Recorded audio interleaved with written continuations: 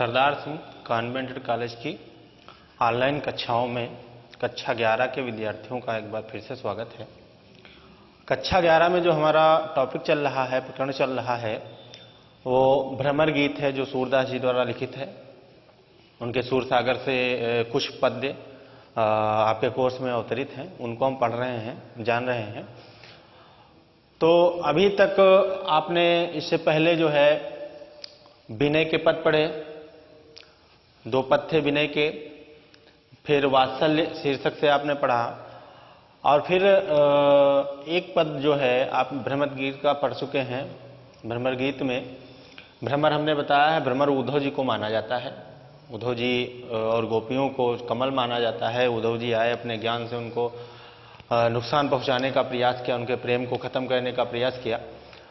तो इसलिए उद्धव गीत न लिख करके अधिकतर कवि जो है भ्रमर गीत लिखते हैं, भ्रमर मानते हैं, भौरा मानते हैं उद्धव जी को। तो देखिए यहां वियोग श्रृंगार रस है और वियुक्त हैं गोपियां श्री कृष्ण भगवान से, अपने गोपाल से। तो उन्हीं के संबंध में कह रही हैं उद्धव जी से कि हे उद्धव जी, अपनी बात कहते हुए कहती हैं कि बिन गोपाल बैरिन भई कुंजे। देखिए जब पति पत्नी या प्रेमी प्रेमिका एक साथ रहते हैं तो उस समय काफ़ी कुछ अच्छा लगता है, हर चीज़ जो है अच्छी लगती है, शीतलदायक जो चीज़ें होती हैं वो बड़ी अच्छी लगती हैं। और जब वो दूर हो जाता है, विदेश चला जाता है या किसी कारणवश उनसे दूर हो जाता है, तो वही जो चीज़ें संयोग के समय बड़ी अच्छी लगती हैं, बड़ा आनंदित देती हैं। हरियाली चारों तरफ छाई, जो हरियाली बहुत अच्छी लगती है, जो चंद्रमा की किरणें बड़ी शीतलता प्रदान करती हैं। तो दुख के समय में, वियोग के समय में वही सारी चीज़ें कष्टदायक हो जाती हैं और ये सोचते हैं कि ये सब नहीं होना चाहिए। क्यों? कारण ये है कि जहाँ बैठे उठे हैं, जहाँ पर साथ रहे हैं, उन सब चीज़ों को देख करके उनकी याद आती है, और जब उनकी याद आ जाती है तो निश्चित रूप से मन व्याकुल हो उठता है और फिर दुख प्रकट होने लगता है। तो यहाँ भी भगवान श्री कृष्ण चूंकि मथुरा चले गए हैं, तो जो गोपियाँ हैं अपनी विरह वेदना व्यक्त करती हुई कह रही हैं, कहती हैं कि बिन गोपाल बैरिन भई कुंज। बिन गोपाल, गोपाल के बिना, श्री कृष्ण के बिना, जब से ये भगवान श्री कृष्ण, हमारे प्रियतम श्री कृष्ण यहाँ से चले गए हैं, तो जो ये कुंजे हैं, कुंज हमने पहले भी बताया, कुंज वो स्थान होता है जो बहुत छायादार होता है और उसके नीचे सूर्य की धूप नहीं पड़ती, तो इसलिए वो बहुत ठंडा स्थान बन जाता है। एक तरीके से झाड़ी नुमा होता है और उसके नीचे जगह होती है, तो उसी को कुंज कहा जाता है। तो भगवान श्री कृष्ण यानी हमारे गोपाल के बिना, हमारे प्रियतम श्री कृष्ण के बिना जो ये कुंजे हैं, ये हमारी शत्रु बन गई हैं। बैरिन, बैरिन माने शत्रु बन जाना।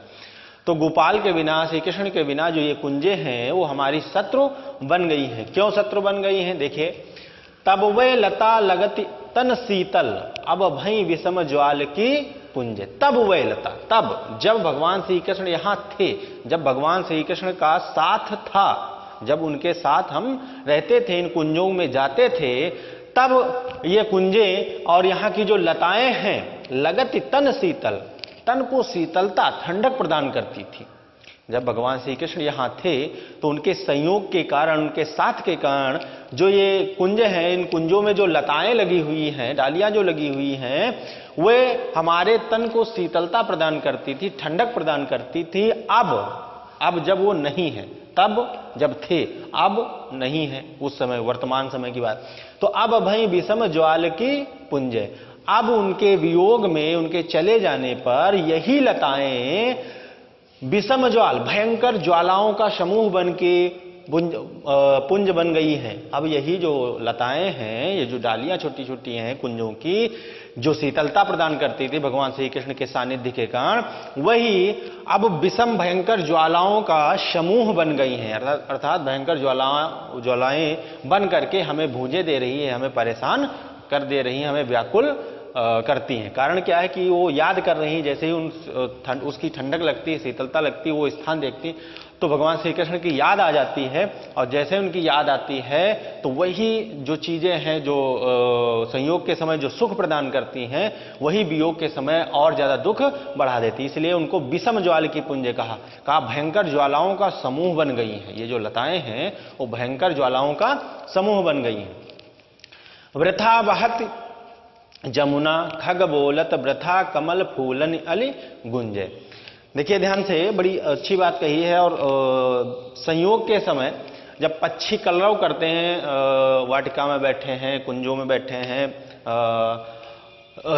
सहगामिनी साथ में बैठे हैं एक दूसरे के साथ, तो जब संयोग होता है तो जो पक्षियों का कलरव होता है वो बड़ा अच्छा लगता है। फूल खिले हुए हैं, वो बड़े सुंदर प्रतीत होते हैं। और जब वियोग होता है, यानी वो साथ में नहीं होता, वही स्थान होता है जहां पर बैठे थे, और ये सारी चीजें अच्छी लगती हैं, वास्तव में अच्छी होती ही हैं। भाई कमल खिले हुए हैं, उसको देखकर कौन नहीं कहता कि बड़ा मन हर्षित हो रहा है। हाँ, चिड़िया चहचहा रही हैं, कलरव कर रही हैं, तो और जो नदी है, नदी बह रही है, उसकी कलकल की ध्वनि भी बड़ी सुंदर लगती है।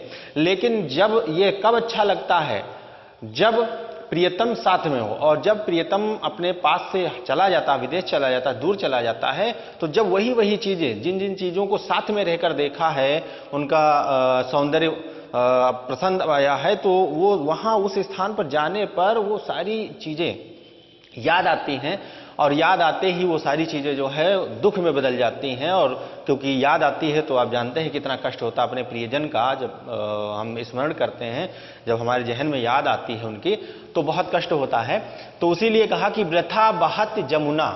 अब ये सब चीजें बेकार लगती हैं। जब भगवान श्री कृष्ण थे तो यमुना का बहना भी अच्छा लगता था, लेकिन अब कह रही हैं कि वृथा बहत यमुना, अब ये यमुना व्यर्थ में बह रही है, इसके बहने का कोई मतलब नहीं है।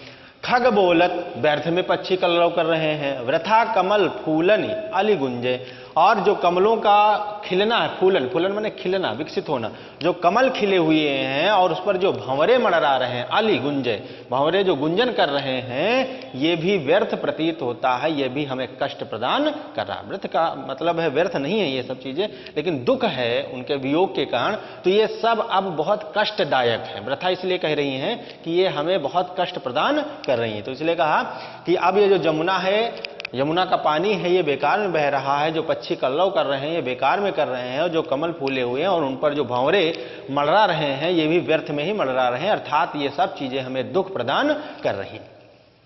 पवन पान घनसार सजीवन दधि सुत किरण भानु भई भुंजे। आप जानते हैं ये सारी चीजें जो है ठंडी होती हैं, ठंडक प्रदान करती हैं। हवा, आप जानते हैं गर्मी लगती है, जब हवा चलती तो हमें बहुत आनंद आता है। पान पानी, घनसार कपूर, संजीवनी बूटी, और दधिसुत, दही का पुत्र, यहां दधिसुत का मतलब चंद्रमा से है। किरण, इनकी जो किरणें हैं, दधिसुत की जो किरणें हैं, जो चंद्रमा की किरणें हैं, वो भानु भई भुंजे, वो ग्रीष्मकालीन भानु बनकर के, सूर्य बनकर के अपनी किरणों से हमें भूजे दे रहा है। जबकि ऐसा होता नहीं है। जो चंद्रमा की किरणें हैं कभी आपको गर्मी नहीं प्रदान करती हैं, उसकी किरणें जो है शीतलता प्रदान करती हैं, लेकिन इनके लिए क्या है, वियोग की दशा में है। इसलिए कह रही हैं कि ये हमें भानु बनकर के, सूर्य बनकर के भूंजे दे रही हैं, जलाए दे रही हैं। कौन कौन सी चीजें? हवा, पानी, कपूर, संजीवनी बूटी और चंद्रमा की जो किरणें हैं, ये भानु बनकर, सूर्य बनकर, प्रचंड सूर्य बनकर, ग्रीष्मकालीन सूर्य बनकर हमें भूंजे दे रही हैं, हमें जलाए दे रही हैं। अर्थात ये जो शीतलता है, जो ठंडक हमें मिल रही है, ये ठंडक भी हमें बहुत ज्यादा कष्ट प्रदान कर रही। यह उद्धव कहियो माधव सो मदन मार कीन्ही हम लुंजे। हे उद्धव जी, यह उद्धव, हे उद्धव जी, यहां से जाकर के भगवान श्री कृष्ण के पास माधव से, माधव माने भगवान श्री कृष्ण, तो माधव यानी भगवान श्री कृष्ण से हमारा ये संदेशा कह देना कि मदन मारी कीन्ही हम लुंजे। मदन यानी कामदेव, कामदेव ने हमको मार मार करके, हमको पीड़ा दे दे करके कीनी हम लुंजे, हमारे अंग प्रत्यंगों को लुंज पुंज कर दिया है, बेकार कर दिया है, व्यर्थ कर दिया है। यानी आपके वियोग में जो काम है, जो कामदेव हैं, उन्होंने हमारे प्रत्येक अंग को निरर्थक कर दिया है। आप जानते हैं जब बहुत ज्यादा व्यक्ति दुखी होता है तो बहुत सुस्त हो जाता है, बहुत परेशान हो जाता है। उसी बात को लेकर कह रही हैं गोपियां कि मदन मार ली कीनी हम लुंजे, मदन ने, कामदेव ने हमको मार मार करके अपना पीड़ा पहुंचा करके हमारे शरीर के अंग प्रत्यंगों को लुंज पुंज कर दिया है। सूरदास प्रभु तुमरे दर्श को मग जोवत अखियां भई छुंजे। सूरदास जी के शब्दों में गोपियां कह रही हैं कि हे उद्धव जी, भगवान श्री कृष्ण से ये बताना, उनसे कहना कि तुम्हारे दर्श को, तुम्हारे दर्शन को प्राप्त करने के लिए, तुम्हारे दर्श को, तुम्हारे दर्शन को प्राप्त करने के लिए, तुम्हारे दर्शन प्राप्त करने के लिए और उसको कब आएंगे आपको, इस प्रकार से लगातार मार्ग की ओर देखते हुए, जिस मार्ग से आप गए थे उसी मार्ग की ओर हम लोग आंखें एकटक लगाए देखते रहती हैं। इसलिए अखियां भई छुंजे, अखियां सूनी हो गई हैं, यानी आंखों से अब पानी भी नहीं गिर पा रहा, सूखी रूखी सूखी आंखें हो गई हैं। ठीक है, फिर से इसको देख लीजिए, सूरदास जी के शब्दों में कह रहे हैं, गोपियां कहती हैं कि हे भगवान श्री कृष्ण, आपके दर्शन को प्राप्त करने के लिए उस मग को जोते हुए, जो होते हुए, उस मार्ग को लगातार देखते हुए, जिस मार्ग से आप गए थे, तो हमारी आंखें लगातार उस मार्ग की ओर देखती रहती हैं कि आप कब वापस आएंगे। इसलिए बहुत समय से चूंकि हम आपका मार्ग जोह रहे हैं, आपके आने का इंतजार कर रहे हैं, तो उस इंतजार में हमारी आंखें जो हैं छूछी छूछी हो गई हैं, छुंजे छूछी हो गई हैं, यानी रूखी सूखी हो गई हैं। अब उसमें से पानी भी नहीं गिर, क्योंकि मनुष्य रोता एक सीमा तक ही है, बहुत ज्यादा दिनों तक वो रो नहीं सकता किसी की याद में, इसलिए आंखें जो है, आंखों से पानी आना बंद हो जाता है और आंखें जो है रूखी सूखी हो जाती हैं, बहुत परेशान सी दिखाई देने लगती हैं। तो एक बार फिर से देख लें, कहती हैं गोपियां कि गोपाल के बिना, भगवान श्री कृष्ण के बिना ये जो बैरिन कुंजे हैं, जो कभी हमें शीतलता प्रदान करती थी, आज ये हमारी शत्रु बन गई हैं। जब वे थे तब यही लताएं हमारे तन को शीतलता प्रदान करती थी, अब यही भयंकर ज्वालाओं का समूह बन करके हमें जलाए दे रही हैं। अब उनके वियोग के कारण, दुख के कारण ये जो जमुना है, तो कह रही हैं कि ये जो जमुना है बेकार में बह रही है, इसका कोई मतलब नहीं है। खग बोलत पक्षी बेकार में कलरव कर रहे हैं, और कमलों का खिलना और उस पर भ्रमर का गुंजन करना भी व्यर्थ प्रतीत होता है। अर्थात ये सब चीजें हमें कष्ट प्रदान कर रही हैं।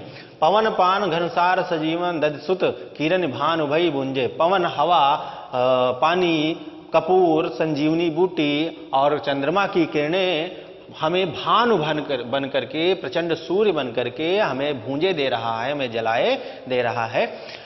हे उद्धव जी, यह हमारा संदेशा माधव से श्री कृष्ण भगवान से कह देना कि आपके वियोग के कारण जो मदन है, जो कामदेव है, उन्होंने मार मार कर हमारे अंग प्रत्यंगों को लुंज पुंज कर दिया है। अर्थात अब हमारे अंग प्रत्यंग बहुत शिलो हो गए हैं, ऐसा कह सकते हैं, बहुत बेकार हो गए हैं। हमने बताया ना कि जब दुख होता है और बहुत ज्यादा कष्ट होता है तो शरीर से कुछ काम करने का मन ही नहीं करता।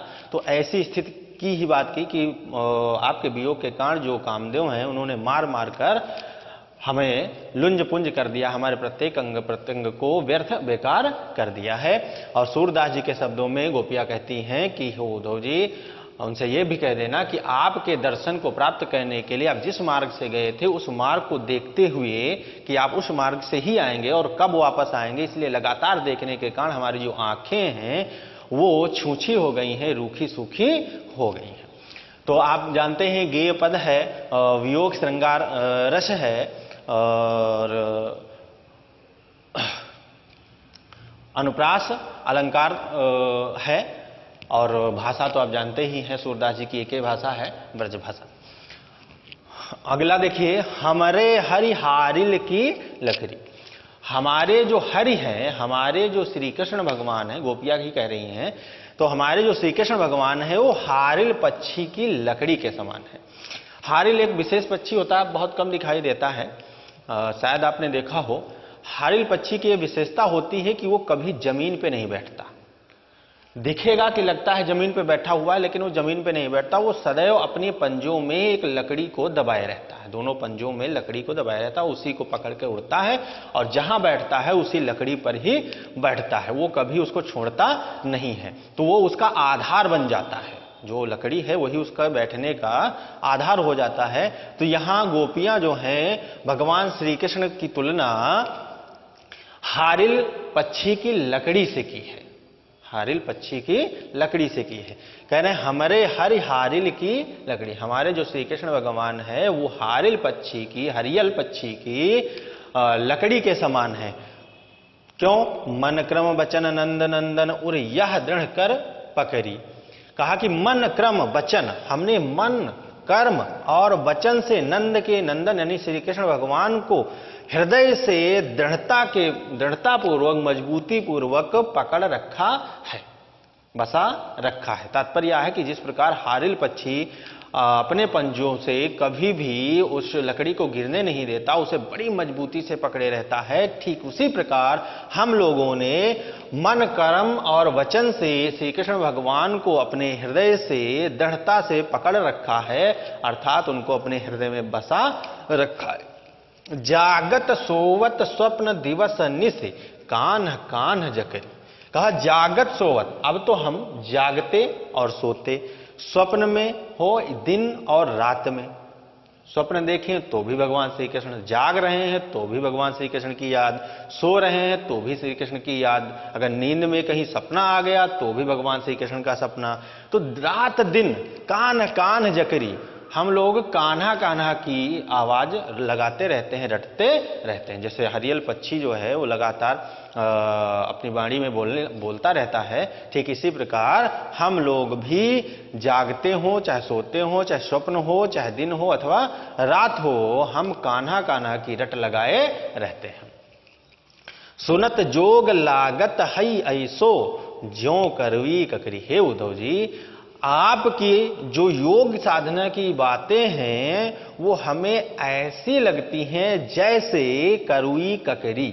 करुई ककड़ी आपने देखा होगा, ककड़ी दो प्रकार की होती हैं। एक ककड़ी ऐसी होती है जिसकी बिया अंदर अगर बिया रह जाए और थोड़ा सा भी मुख में लग जाए तो बहुत कड़वाहट प्रतीत होती है, और कुछ ऐसी भी होते हैं जिनमें कड़वाहट नहीं होती। तो कहा कि आपकी जो योग की बातें हैं, सुनत जोग, आपकी जो योग साधना की ये बातें हैं, हमें उस प्रकार से कड़वी लग रही हैं, हमें उस प्रकार से परेशान कर रही हैं, हमें उस प्रकार से दुख दे रही हैं जैसे कड़वी ककड़ी मुंह में लगाते ही बड़ा कष्ट प्रदान करती है। ऐसे कह सकते हैं कि जिस प्रकार कड़वी ककड़ी को मुख में स्पर्श करते ही वह बहुत कष्टदायक हो जाती है, बहुत कड़वी लगती है, ऐसे ही आपकी योग साधना की पहली बात को ही सुन करके हमें बड़ा कष्ट होता है, हम बहुत परेशान हो जाते हैं, हम बहुत व्याकुल हो उठते हैं।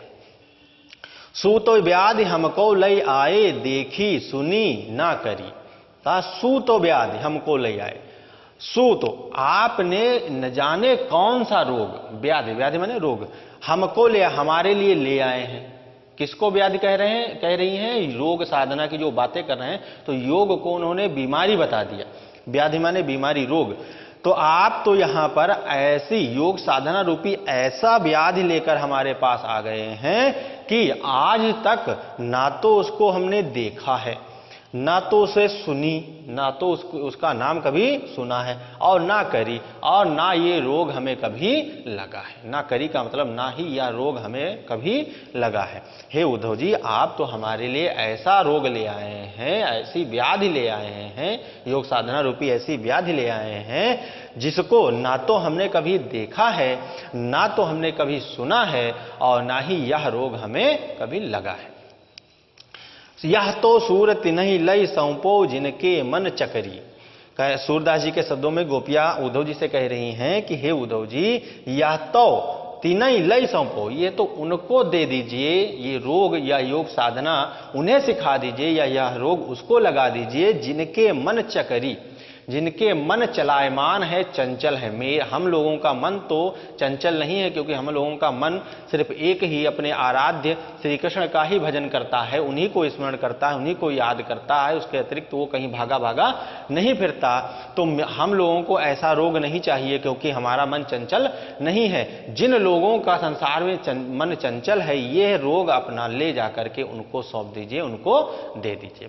एक बार फिर से देखें कि हमारे भगवान श्री कृष्ण जो है हारिल पक्षी की लकड़ी के समान है। जिस प्रकार हारिल पक्षी अपने पंजों में मजबूती से लकड़ी को पकड़े रहता है, उसे गिरने नहीं देता, छोड़ता नहीं है, ठीक इसी प्रकार हम लोगों ने मन, कर्म और वचन से श्री कृष्ण भगवान को अपने हृदय में दृढ़ता से पकड़ रखा, दृढ़ करी पकड़ी, दृढ़ता से पकड़ रखा था, तो उनको हमने अपने हृदय में बसा रखा है। और जागते सोते, अब तो जागते सोते स्वप्न हो या दिन हो अथवा रात हो, हम कान्हा कान्हा की ही रट लगाए रहते हैं।